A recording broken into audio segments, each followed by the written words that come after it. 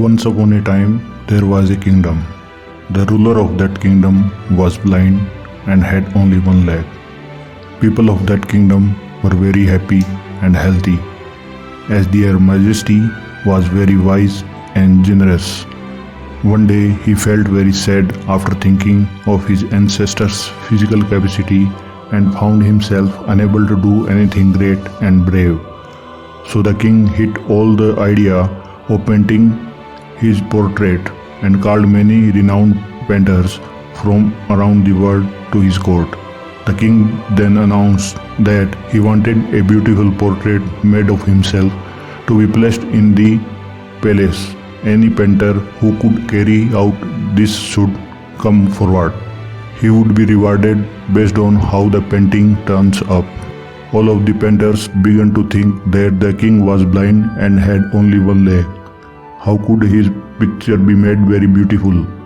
If the picture did not turn out to look beautiful, then the king would get angry and punish them. So all started to make excuses and politely declined to make a painting of the king.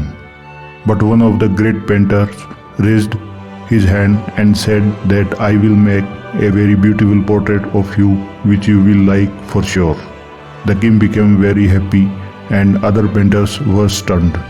The king gave him permission and the painter started painting the portrait. Finally, after taking a long time, the portrait was ready. All of the courtiers and painters were curious and nervous, thinking how could the painter make the king's portrait beautiful because of the king's physical disability. What if the king didn't like the painting and got angry? But when the painter presented the portrait, everyone in the court, including the king, was left stunned. The painter made a portrait in which the king was sitting on a horse on the one leg side, holding his bow and aiming the arrow with his eyes closed. The king was at the ninth cloud to see that the painter had made a beautiful portrait by camouflaging the king's disabilities. The king gave him 10,000 gold coins.